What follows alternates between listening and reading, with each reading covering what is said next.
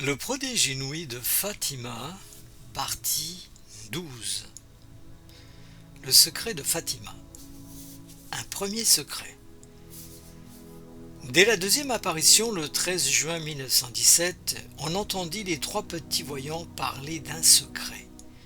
Nous savons maintenant qu'il ne s'agissait là que d'un premier secret.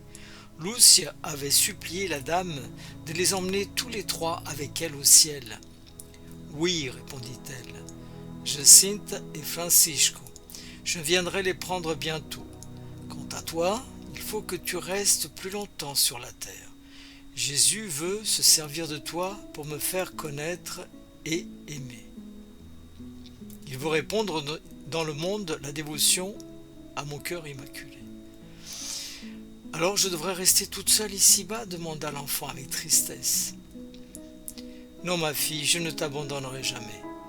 Mon cœur immaculé sera ton refuge et la voie qui te conduira à Dieu. » Lucia ajoute: qu'en disant cela, la Sainte Vierge ouvrit les mains comme le 13 mai et pour la deuxième fois projeta sur eux cette lumière immense dans laquelle ils se voyaient comme immergés en Dieu. Francisco et Jacinta semblaient être dans le faisceau de lumière qui montait vers le ciel et Lucia dans la lumière qui se répandait sur la terre. Devant la main droite de l'apparition, on voyait un cœur entouré d'épines, lesquelles le piquaient de toutes parts. Les enfants comprirent que c'était le cœur immaculé de Marie, affligé par les nombreux péchés du monde, et qu'il demandait pénitence et réparation. Le 13 juin, fait remarquer Lucia, la Sainte Vierge ne nous avait pas demandé explicitement de cacher ces différentes choses, mais nous sentions que le Seigneur nous poussait à nous taire là-dessus. Le deuxième et principal secret. Ce fut le 13 juillet 1917, à la troisième apparition, que la Sainte Vierge confia aux enfants un véritable secret, avec défense de le dire à personne. D'après le récent livre de Fonseca qui porte l'imprimature de la cité même du Vatican, voici ce qu'écrit Lucia, par pure désobéissance et avec la permission du ciel.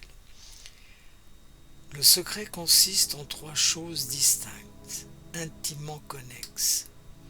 Je vais vous en exposer les deux premières, c'est-à-dire la vision de l'enfer et la dévotion au cœur immaculé de Marie. La troisième doit rester encore secrète. Le grand secret partiellement dévoilé. C'est en effet dans cette troisième apparition que la Sainte Vierge confia aux trois petits bergers un secret avec défense expresse de le révéler à personne. Aujourd'hui, après 25 ans, l'autorité religieuse a cru arriver le moment de le manifester, au moins en partie, pour le bien des âmes. Bon, un petit aparté, ce livre a été écrit en 1942. C'est pour ça qu'il dit aujourd'hui après 25 ans. Voici ce que sœur Lucia a écrit à ce sujet, pour pure obéissance et avec la permission du ciel. En disant les dernières paroles rapportées ci-dessus, sacrifiez-vous, etc., la Sainte Vierge ouvrit de nouveau les mains comme les mois précédents. Le faisceau de lumière projeté sembla pénétrer la terre et nous vîmes comme une grande mer de feu. En cette mer étaient plongés, noirs et brûlés, des démons et des âmes sous forme humaine ressemblant à des braises transparentes. Soulevés en l'air par les flammes, ils retombaient de tous les côtés comme les étincelles dans les grands incendies, sans poids ni équilibre. Au milieu des grands cris et de hurlements de douleur et de désespoir qui faisaient frémir et trembler d'épouvante, ce fut probablement à cette vue que j'ai poussé l'exclamation d'horreur qu'on dit avoir entendue. Les démons se distinguaient des humains par leur forme horrible et dégoûtante d'animaux épouvantables et inconnus, mais transparents comme des charbons embrasés.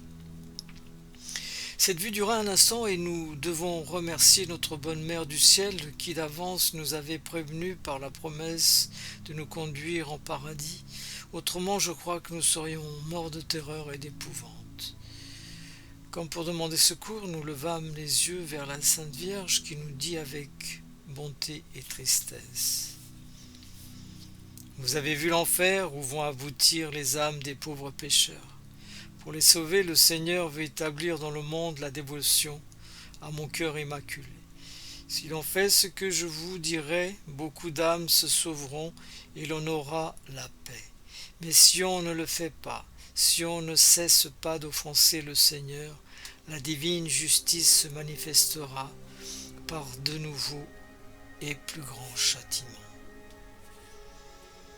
Une propagande impie répandra dans le monde ses erreurs, suscitant des guerres et aussi des persécutions contre l'Église.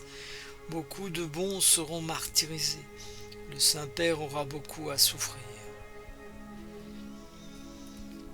La guerre, celle de 1914-18, va vers la fin. Mais si l'on ne cesse d'offenser le Seigneur, il ne se passera pas beaucoup de temps. Sous le prochain pontificat, on commencera une autre pire. Lorsque vous verrez une nuit illuminée d'une lumière inconnue, sachez que c'est le signe que Dieu vous donne. Quelle est la prochaine? La punition du monde pour la guerre, la famine et les persécutions contre l'Église et contre le Saint-Père. Je viendrai demander la consécration du monde à mon cœur immaculé et la communion réparatrice des premiers samedis du mois. Si l'on écoute ces demandes, le fléau sera éloigné ou mitigé. Autrement, et ici l'horizon se présente sombre, voilà un rayon de lumière. Finalement, mon cœur immaculé triomphera. L'apparition conclut: ne dites à personne, à Francisco, vous pouvez le dire.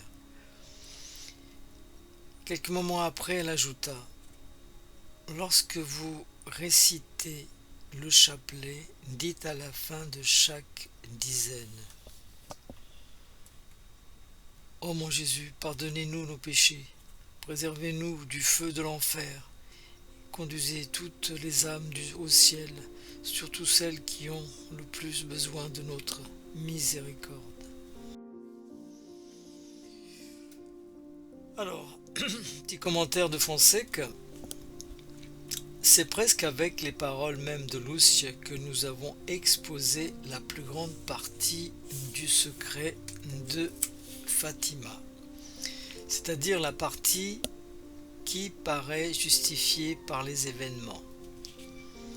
En effet, ceux qui assistèrent aux horreurs de la guerre d'Espagne 1936-1938 et qui sont au courant de tout ce qui se passe depuis le début de la guerre actuelle, donc nous sommes en 1942, n'ont pas besoin de commentaires pour mesurer l'importance d'un tel secret. Il faut remarquer cependant que le point essentiel de ce secret n'est pas précisément la guerre et que son but n'est pas la satisfaction de notre curiosité mais le salut éternel des âmes. Le secret rappelle en somme cette grande vérité catholique, que les malheurs temporels sont souvent des manifestations de la justice divine provoquées par les péchés des hommes, et qu'ils constituent en même temps un miséricordieux appel au repentir, sans lequel ces malheurs temporels pourraient devenir le terrible prélude des malheurs éternels. Il nous rappelle aussi la nécessité et l'efficacité de l'intercession de la très sainte Vierge, afin d'obtenir la miséricorde divine pour nous, pour la Sainte Église et pour toutes les âmes.